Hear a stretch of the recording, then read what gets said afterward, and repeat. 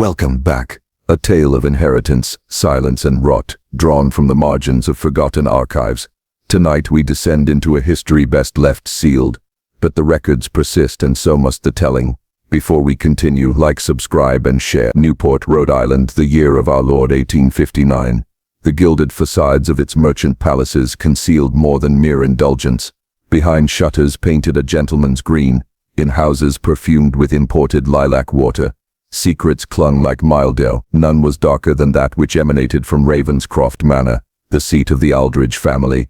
On paper the Aldridges were a model of New England propriety. Edmund Aldridge, prosperous shipowner, married to the elegant widow Margaret, two daughters Eleanor and Catherine, accomplished in the needle arts and conversant with piano and French, and the promise of advantageous matches to secure the family's fortune for another generation. Yet beneath the polished veneer, unease coiled. Servants whispered of locked pantries, of peculiar powders spooned into the master's wine, of ledgers altered in a fine but unmistakably feminine hand. Parish records later redacted would note discrepancies in dates, unexplained absences from Sunday service, and a climate of dread that clung to the estate. The tale in its surviving fragments begins with a death. Edmund Aldridge, hale at 43, was taken by what physicians described as a sudden gastric fever. He died in his own bed at Ravenscroft in February of '59, leaving his widow Margaret sole mistress of the estate. The attending physician, Dr. Hensley, signed the certificate with reluctance. His marginalia, rediscovered decades later in the folios of the Rhode Island Medical Society, note suspicion of mineral influence, though no post-mortem performed at Madame's insistence. Margaret donned her widow's black with a precision bordering on theatrical. To society she appeared the very portrait of dignified grief, yet in private her composure held an edge too exact, an artifice maintained as though for an unseen audience. Eleanor, the elder daughter, would later confide in her diary that her mother's mourning seemed studied, rehearsed, as though she played the part of widow rather than felt it. In the months that followed, changes within the household deepened unease. Margaret tightened her control over accounts and correspondence. Visitors once welcome at Ravenscroft found doors closed. Household staff turned over with alarming frequency, those dismissed rarely speaking of their reason. One maid, Mary Hollins, recorded in a letter smuggled to her brother, "Mistress Aldridge has the look of one forever measuring dosages. Even her kindness comes by the spoonful, bitter at bottom." It was during this period that Eleanor, scarcely 20, became engaged to Thomas Richardson, a young attorney of promising standing in Newport. His courtship had been earnest and decorous. Their union was celebrated in society papers as a match of sense as well as sentiment. Yet Margaret's reaction, though outwardly approving, bore an undertone that chilled those attentive. She spoke of Thomas not as a son-in-law but as though he were already a fixture of her household, a possession to be arranged, polished and controlled. Catherine, younger by 3 years, noticed it first. In hushed conversation recorded in her commonplace book she remarked to Eleanor, "Mother looks upon Thomas with eyes not fit for motherly regard. I fear she covets what should by right be yours." Eleanor had dismissed it then, unwilling to accuse her grieving mother of impropriety, but Catherine's words would return with dreadful resonance. By autumn, a second death unsettled Newport's whispering circle. Thomas Richardson himself, hale as any man in the bloom of youth, fell suddenly ill. The symptoms, violent retching, burning thirst, convulsions, echoed too closely those described in Edmund's final hours. Physicians debated, was it cholera, the scourge of that summer, or something more insidious? The coroner ruled an accidental misadventure, yet Thomas's own papers, salvaged by a clerk, suggest he suspected his illness was no accident. One memorandum, half-scrawled before he collapsed, bore only the words, "M. Kitchen powders.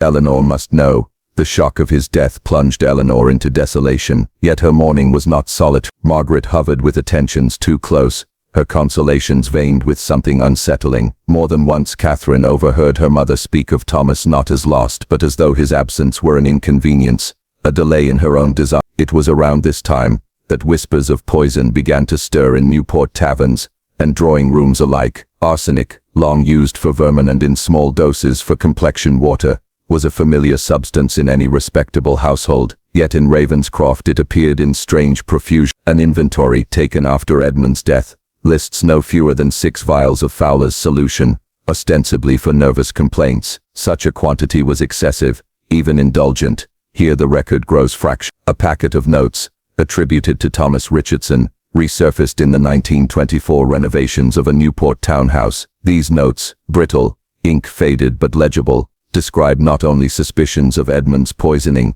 but the beginnings of an inquiry into Margaret herself. He wrote of hidden ledgers, of servants silenced by threats, of Catherine's quiet confessions that she feared for Eleanor's safety. Thus the stage was set, a widow whose grief wore the polish of performance, a daughter mourning her fiancé yet sensing her own danger, another daughter sharpening her watchfulness, and a household where medicine and murder mingled indistinguishably. The story that follows will trace their descent, from unease into revelation, from suspicion into confrontation, from silence into the deafening roar of scandal that shook Rhode Island. But for now, let us pause at Ravenscroft's gates in the late autumn of the lamps within the manor burn low. Margaret Aldridge sits at her escritoire, quill scratching across paper, whose contents we may never know, while her daughters retire uneasy to their chambers. Outside, the wind lashes bare branches against the windows like fingers desperate to be heard. Within, a silence reigns, the silence that settles just before the scream. The winter that followed Edmund Aldridge's death pressed heavily upon Ravenscroft. The grand halls, once animated by merchants and visitors, grew somber. Curtains were drawn earlier each day,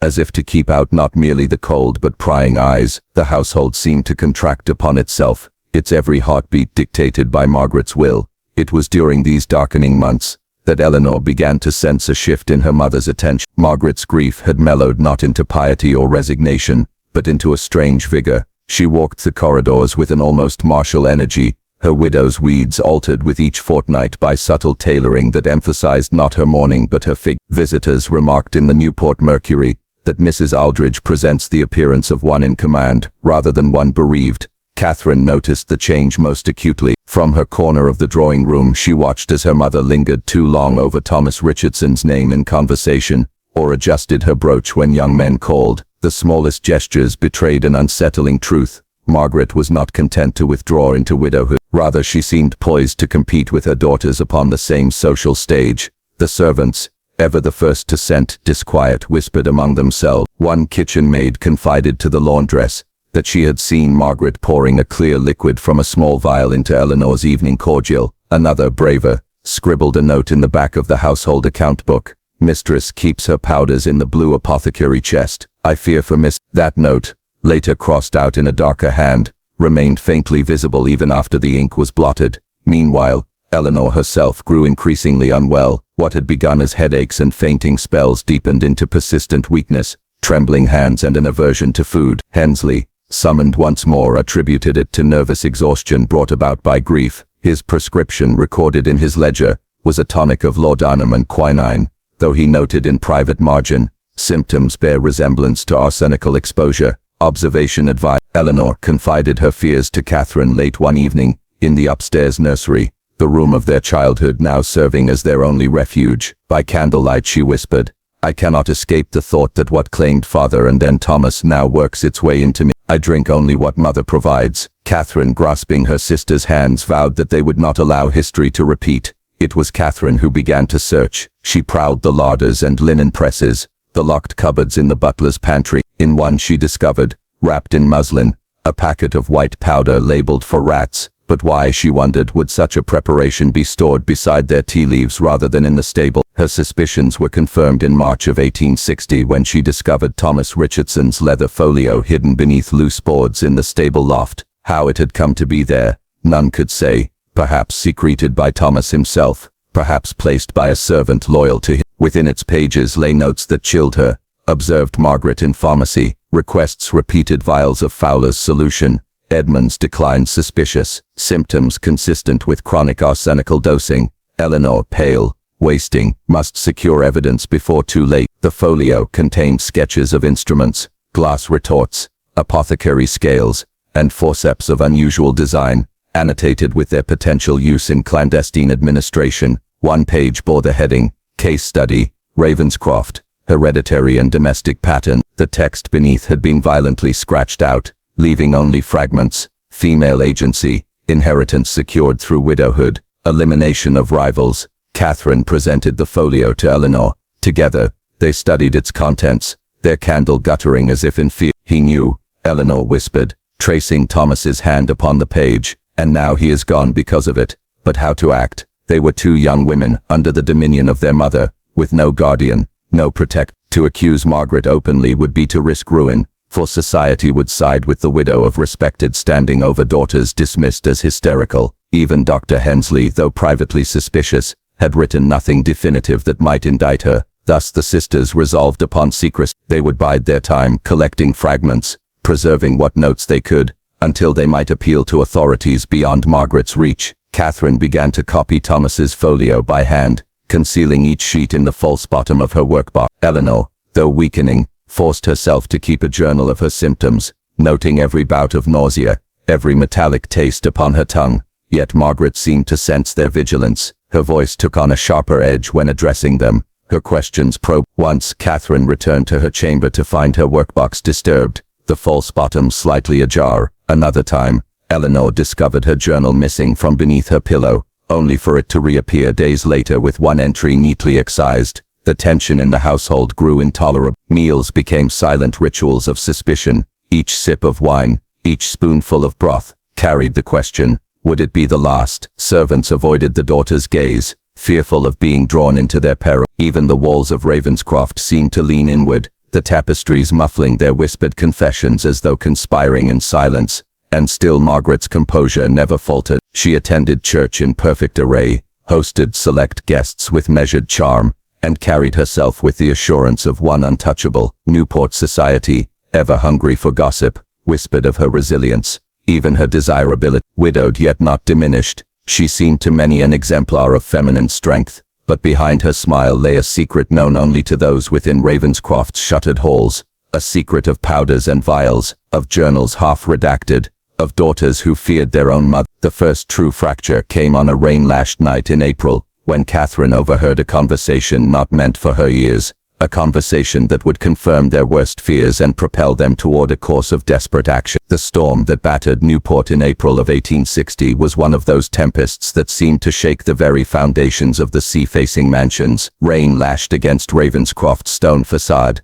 wind howled through the chimneys, and the lamps in the corridor flickered like nervous sentinels. It was in this chaos of nature that Catherine, sleepless and uneasy, wandered the halls in her nightdress, a candle trembling in her hand. From the stairwell leading down to the wine cellar she heard voices. At first she thought it merely the groan of wind through the shutters, but as she drew closer, distinct tones emerged. She recognized them at once, her mother's low, commanding cadence, and the softer, uncertain timbre of Charles Whitfield. Catherine's breath caught. Charles Thomas Richardson's confidant, their cousin by marriage, had always seemed hesitant in his loyalties, a young man ensnared by Margaret's charm, yet bound by some vestige of conscience. If he spoke with her in secrecy, it could only mean treachery. She crept down 2 steps, crouching in the shadow where the balustrade curved. Below, by the glow of a single lantern, Margaret stood with her back to Catherine, her black gown shimmering faintly in the damp air. Charles faced her, pale and nervous, his hands twisting the brim of his hat. "You cannot continue this," he whispered urgently.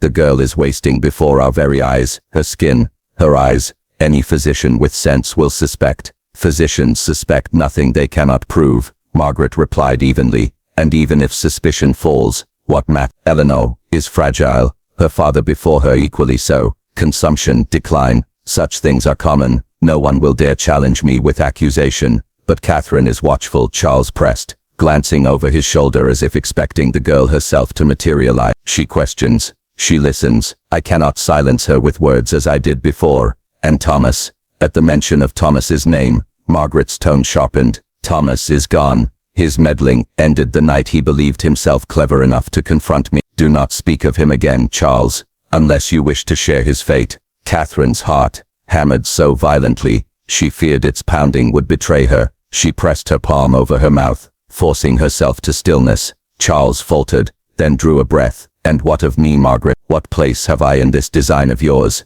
Am I accomplice or expendable witness?" For the first time, Margaret's voice softened, almost caressing. "You are necessary, Charles. My daughters trust you still, though they ought not. With your assurance their doubts may be, and when Eleanor is too weak to rise from her bed, it will be you who consoles Catherine, guiding her as she recovers from the loss. Do you see, we shall emerge from this not ruined, but secure, together." Charles swallowed hard, his face pale with the conflict of temptation and terror. He did not answer, but Margaret's hand upon his arm seemed to steady him, or ensnare him further. Catherine dared not remain longer. Retreating step by silent step, she fled to the upper floors, her candle nearly guttering out in her haste. When she burst into Eleanor's chamber, her sister stirred from restless sleep. "What is it?" Eleanor whispered, seeing Catherine's ashen face. "I heard them," Catherine gasped. "Mother and Charles. She means to let you waste until death claims you. And Charles, he aids her, or at least permits it." She spoke of his role, of us, as if we were pawns upon her board. Eleanor sat upright, her frail frame trembling. "Then it is true. All we feared is true. We cannot wait for chance to save us, Catherine. We must act, or we are lost." The sisters resolved that night to gather what proof they could, and prepare to escape Ravenscroft if the danger pressed too near. But how to expose Margaret without condemning themselves to disbelief or ridicule? Their evidence, Thomas's folio, Eleanor's journal, the vial Catherine had discovered, might persuade authorities, but only if they survived long enough to present it. In the days that followed, they tested Margaret's vigilance. Catherine feigned cheer at meals, offering her cup to Charles with the excuse that her throat was dry. Charles paled, refused, and handed it back. Eleanor began to avoid certain dishes altogether, claiming loss of appetite, which drew Margaret's gaze sharp as a blade.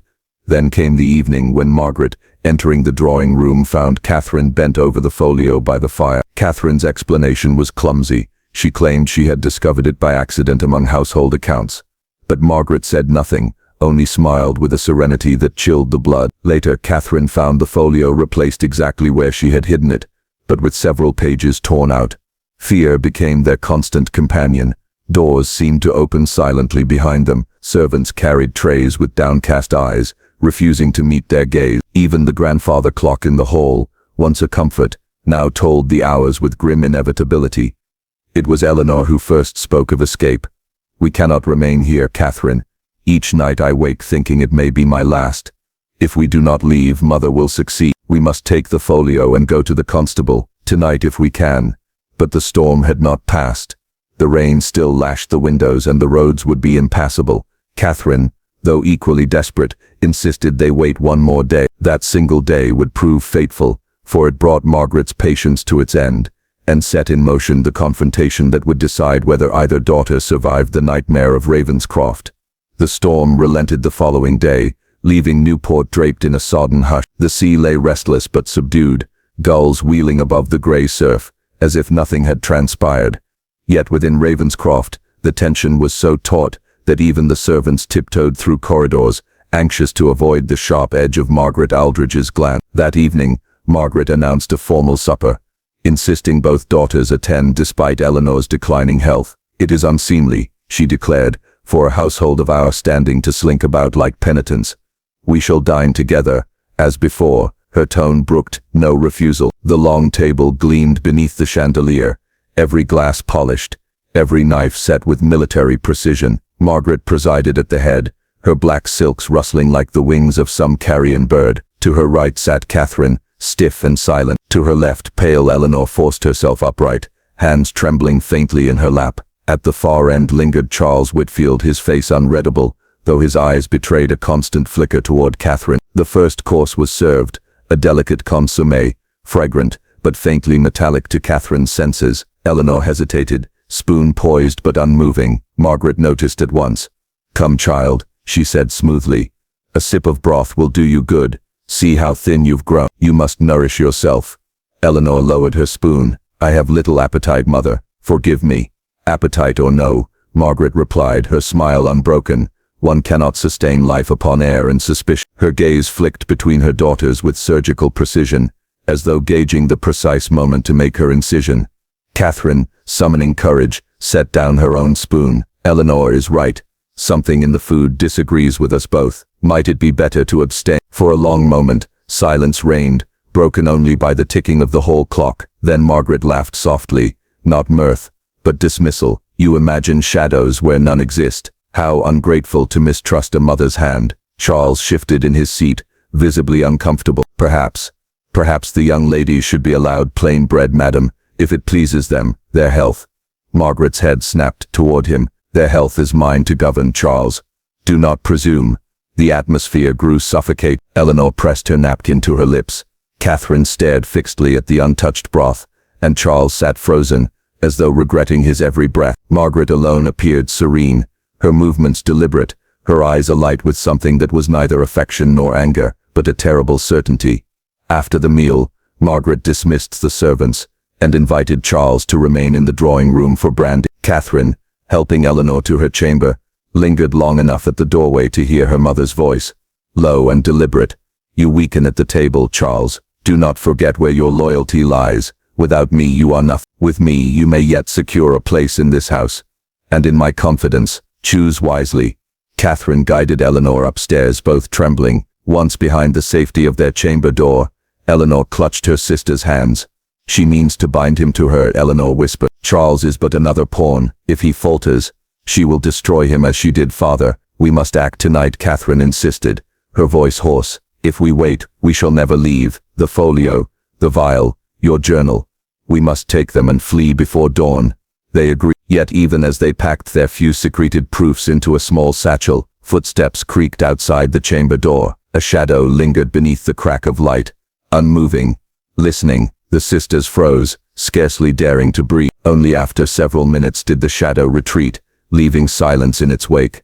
Sleep was impossible. Catherine lay awake, staring at the ceiling beams, listening to the groans of the house. Sometime past midnight, she heard her mother's tread in the corridor, slow and measured, pausing outside their chamber before continuing toward the study. The latch clicked shut, and faintly through the boards came the sound of drawers opening, papers rustling, and the unmistakable scrape of metal upon wood, as if instruments were being laid out upon a table. When dawn broke, pale and unkind, Margaret summoned both daughters to the study. They entered hand in hand, their satchel concealed beneath Eleanor's shawl. Upon the great oak desk lay not household accounts, but the missing folio, its torn pages now scattered beside a tray of gleaming implements, silver forceps, a small saw, calipers, and a glass vial, still half filled with amber fluid. Margaret stood behind the desk, her hands folded. Charles lingered at the window, his complexion ashen. "My daughters," Margaret said, her voice calm as prayer, "last night confirmed what I long suspected. You distrust me, you pry, you whisper, you plot. That ends now. You will sit, and you will listen, and when I am finished, you will understand why all I have done was necessary." The sisters exchanged a glance, fear and defiance mingling. Eleanor clutched the shawl tighter, while Catherine, summoning every ounce of composure, asked, "And if we refuse, mother?" Margaret's smile was thin, glacial. "Refusal is not yours to grant." And with that, the confrontation at Ravenscroft began in earnest. A battle not of fists or blades, but of wills, secrets and the weight of blood itself. The air in Margaret Aldridge's study smelled of lamp oil, damp vellum, and something sharper, the acrid tang of tinctures, left uncorked. The desk before her gleamed with an array of instruments more suited to a dissecting theater than a family home. Catherine and Eleanor sat opposite, rigid, their hands entwined beneath the folds of Eleanor's shawl. Charles lingered by the window, his posture that of a man awaiting sentence. Margaret regarded her daughters as though they were specimens placed under glass. Her voice, when she began, was composed, almost pedagogical. "You imagine yourselves betrayed, but it is you who misunderstand. This house, this family, all of it is borne upon my shoulders. Do you think I sought this burden? It was thrust upon me by history, by heredity, by the follies of those who came before." She gestured toward the folio, its pages, splayed across the desk, ink diagrams of pelvis and skull, notations in Thomas Richardson's tidy hand, stared up at them like mute witnesses. Beside them lay the glass vial of amber fluid, catching the gray light. "Your father," Margaret continued, "believed he could master life's cruel lottery with tenderness. He was wrong. He saw weakness where I saw consumption, deformity, degeneration. Such afflictions have plagued the Aldridge line for generations. Look to the parish registers. If you doubt me, infants buried before baptism, daughters gone to fevers at 14, sons too feeble to hold land or name. I alone resolved that the curse should end." Her words fell with the weight of gospel. Catherine's throat tightened, but she managed to speak. "And you resolved it by poison, by stealing what was never yours to claim." Margaret's gaze sharpened. "Poison, a vulgar word." "No, child. Remedy, correction. The tinctures I administer are not meant to destroy but to refine. Do you think it coincidence that Eleanor, fragile as she is, still draws breath, Without my hand she would have been lost years past. Every draft, every measure, has preserved her, if imperfectly. My work is not finished. Eleanor flinched as though struck. Preserved. Her voice trembled. Mother, you weaken me with every cup, every bite. I feel myself slipping, as though you siphon my life away drop by drop. Margaret inclined her head, unshaken. Suffering is the crucible through which purity is born. You must endure so that what is flawed may be burned away. And Catherine, strong Catherine, you were spared the tinctures, because you are needed whole to carry forward what Eleanor cannot. At this, Catherine's composure fractured. You speak of us as livestock, as vessels to be bred, broken, corrected. We are your children, not your specimens. For the first time, Margaret's calm wavered, her jaw tightened, her hand gripped the back of the chair. You are both. Do you not see? It is my charge, my sacred duty, to ensure this family does not collapse into ruin. The Aldridge blood must be cleansed, perfected, whatever the cost. Charles, until then silent, spoke in a voice rough with unease. Margaret, if what you claim is true, the physicians of Newport, the learned men of Providence, they would hear you, would they not? Why cloak your work in secrecy? Why bury Thomas's warnings? Why silence your own daughters? Margaret turned on him with sudden fire. Because they are cowards, bound by superstition and convention. Do you think the Royal Society would commend a woman for what they scorn in men? No, Charles, they would brand me a monster, a murderess, when in truth I am savior and steward. The words hung in the chamber, terrible and mesmerizing. The ticking clock filled the silence that followed. At last, Eleanor whispered, "And father, was he another flaw to be corrected?" Margaret's face grew distant, unreadable. Thomas was misguided. He loved you both. Yes, but he would have allowed the curse to flower, unchecked. He opposed me, and in doing so forfeited his place. His end was necessary. Remember this, my daughters. There is no sacrifice too great when weighed against the salvation of blood. Catherine's vision blurred with rage and horror. She thought of her father's gentle hand guiding hers over the Psalter, his quiet laugh when she miscounted stars through the telescope. To imagine that all of it had been erased at her mother's decree was more than she could endure. You killed him, Catherine said, her voice scarcely audible, and you call it salvation. Margaret's eyes, dark as the sea beyond the cliffs, locked upon hers. Yes, and I would do it again. The study seemed to constrict around. Eleanor pressed the shawl tighter, her breathing shallow. Catherine felt the satchel's weight against her leg, the folio's torn leaves, the vial she had hidden. Eleanor's journal, proof enough perhaps, if they lived to deliver it. Margaret, noticing the motion, narrowed her gaze. What is it you guard so closely, Catherine? Have you taken from me what is mine? Come, child, lay it upon the desk. Let us see whether you have the courage to meet truth openly. The sisters did not move. Charles shifted uneasily, torn between allegiance and conscience. Outside, the sea wind moaned through the shutters like a distant dirge. And then, from somewhere deep within the house, the grandfather clock struck the hour, each chime resounding like a sentence. The confrontation teetered at its edge. Margaret poised to claim absolute control, her daughters poised to defy her. The doctrine of blood had been revealed. What remained was the reckoning. The night that followed, Margaret's chilling revelations stretched endlessly. Each minute, pressed down with suffocating weight, Ravenscroft Manor lay shrouded in mist, its corridors hushed, save for the groan of timbers and the ceaseless sigh of the Atlantic wind. Catherine and Eleanor, huddled together in the small chamber adjoining Eleanor's sick room, whispering as though their very breaths might betray them. We cannot stay, Catherine murmured, her hand clasping Eleanor's thin wrist. If we wait, she will find another means to bind us. Perhaps another draft, another experiment. Tomorrow may be too late. Eleanor's eyes, hollowed by months of enforced tinctures, gleamed faintly in the candlelight. You speak of leaving, as though the gates would open for Margaret keeps the keys. And Charles, she faltered, shame mingling with anger. He watches her command as though it were law. Catherine produced the folio and the concealed vial from beneath her skirts. We have evidence. If we can reach Newport before dawn, Thomas Richardson's writings will speak for us. The constable, Dr. Hensley, someone must listen. Once daylight comes she will have time to spin her lies. The plan was perilous, and they both knew it. The manor's servants, though uneasy, remained loyal to Margaret. Any misstep might mean discovery, but desperation bred resolve. They chose the hour before 2 o'clock, when the household usually slept its deepest. The moon, swollen and pale, flooded the grounds with a spectral light. Catherine wrapped Eleanor in a cloak, steadying her as they crept down the narrow back stair that smelled of soot and mildew. Each creak of the boards seemed a gunshot. In the kitchen, Catherine dared to pause, scanning the shelf. There, behind a row of pewter dishes, a cluster of paper packets marked with Margaret's precise script: Arsenicum, Tinct, Digitalis, Laudanum. Catherine felt bile rise in her throat. She snatched one packet and slipped it into her satchel, proof of her mother's desire. Eleanor tugged her sleeve urgently. The stable lay just beyond the scullery door, the scent of hay and horseflesh already drifting on the air. Freedom waited a few paces further, but as Catherine pushed the latch, a voice cut through the silence. "Going somewhere, daughter?" Margaret stood in the shadows of the doorway, clad in a dark dressing gown, her hair unbound, a lantern in her hand. Its glow revealed the glint of metal at her waist. The revolver.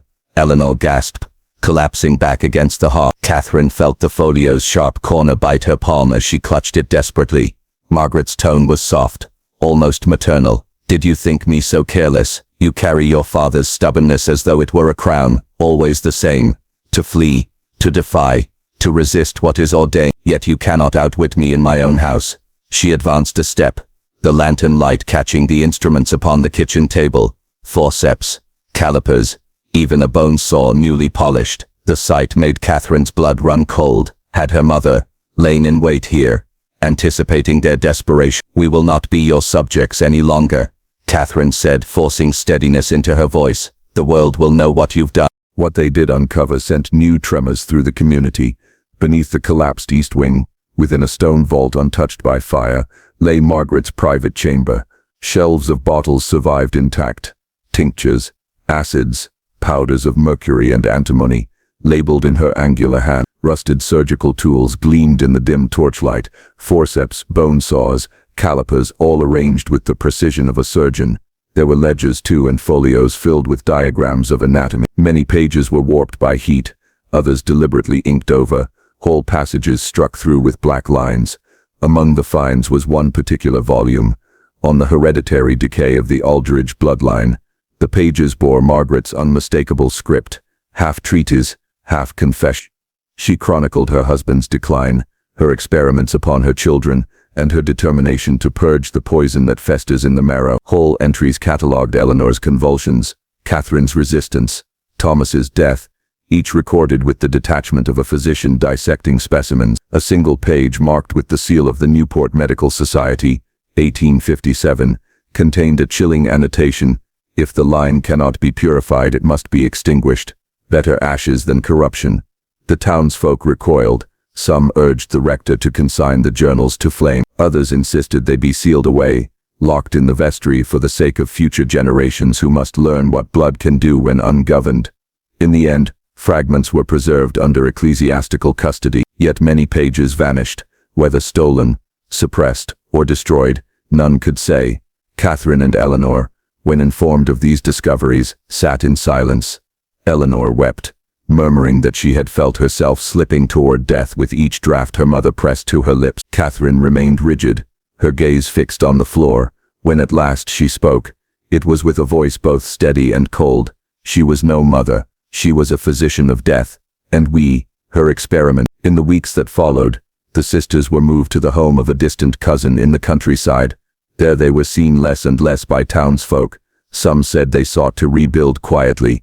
Others whispered that the sickness of their line could not be erased by distance or silence. As for Charles, he departed Newport one fog-bound morning, leaving neither forwarding address nor explanation. His name faded from the parish rolls.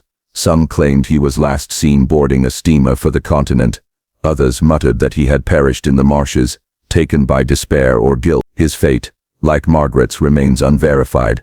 By winter, Ravenscroft Manor was nothing but a blackened shell against the sea. Ivy crept over its stones and gulls nested where once chandeliers had hung. Children dared one another to peer through the scorched arches, swearing they heard a woman's voice whispering still, a promise of purification, a curse upon the blood. Whether Margaret perished in the flames or escaped into the night, no one could say. But the journals ensured her doctrine survived: inheritance as curse, medicine as weapon, family as experiment. And for Catherine and Eleanor, survival did not erase the mark of what they had endured. It merely bound them to a silence heavy as the grave. Children born after the flames still whispered of the lady in the ruins, and sailors claimed that on stormy nights they saw a figure in black wandering the charred foundations, lamp in hand, searching for something lost. Whether these were tales born of superstition or remnants of truth, no one dared to sleep near the manor's remains. For Catherine and Eleanor, survival did not bring peace. Eleanor's health never fully returned. The arsenic had left its mark upon her bones and blood. She suffered fainting spells, tremors in her hands, and long fits of melancholy that descended without warning. Physicians called it nervous weakness, but Catherine knew the truth. Her sister carried within her the poison of their mother's hand. Catherine became her guardian, fiercely protective, never allowing Eleanor to be alone for long. Suitors came and went, drawn by the Aldridge fortune, but Catherine sent them all away. She trusted no man, no vows, no whispered promises. The memory of Charles's complicity, however faltering, was enough to convince her that men were as dangerous as silence itself. In the autumn of 1867, 6 years after the fire, a letter arrived at the cousin's country estate. It bore no signature, only a fragment torn from Ravenscroft's ledger enclosed within the envelope. The fragment read, "Extinction is the only cure. I live yet. My work is not ended." The handwriting was Margaret's.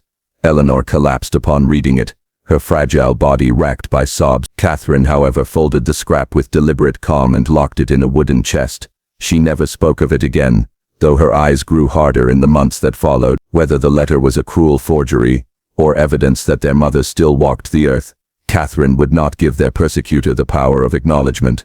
By the 1870s, the Aldridge sisters had vanished from public record. Some said they traveled abroad, living quietly in Switzerland. Others claimed they entered a convent under assumed names, seeking penance for sins not their own. A few insisted that Eleanor succumbed at last to the poison's slow grip, and that Catherine buried her in secret, unwilling to expose her to curious eyes. Officially, the parish register records them only as absent, presumed living. Their estate was administered by distant kin, their portraits removed from the Newport Gallery. Ravenscroft's ruins remained untended until storms finally collapsed the last of its walls into the sea. But Margaret's journals, though sealed, did not vanish. Scholars of medicine, fascinated by her notes, debated whether she had been a visionary unrecognized by her age, or a monster cloaked in science. The darker passages, those chronicling her poisons, her experiments upon her daughters, were suppressed, hidden in the vestry archives. Yet fragments circulated privately among physicians and antiquaries. More than one early toxicologist admitted to consulting her observations on arsenic absorption, though none dared cite her by name. The Aldridge curse became legend. Newport mothers warned their daughters, "Trust not every hand that offers medicine, for poison may taste like care." At Christmastide, some families told the tale of Margaret by the fire, turning her into a specter, who came in the night to steal both health and heart. But among archivists, one final note remains, written decades later in a different hand, appended to the vestry's sealed packet of Margaret's papers. Of the widow Aldridge there can be no certain record of death. No grave is marked, no bones If she perished in the fire, Providence was merciful. If she escaped, then she walks yet unpunished. But whether ash or flesh, her curse endures in the silence of those who survived her. Blood remember. Vestry Annotation 1892. Thus ends the tale of Margaret Aldridge, the mother who betrayed her own blood, who sought to claim her daughter's betrothed and her daughter's lives alike. History may never decide if she was mad, brilliant, or merely evil. What endures is the ruin she left behind, daughters who vanished, a house consumed, and a family name spoken only in warning. And even now, when the wind rises off the coast of Newport and rattles the broken stones where Ravenscroft once stood, some swear they hear a woman's voice carried on the sea, measured, calm, clinical murmuring of dosage, of purification, of blood that must be cleansed. Margaret Aldridge is gone, but the silence she left is alive still.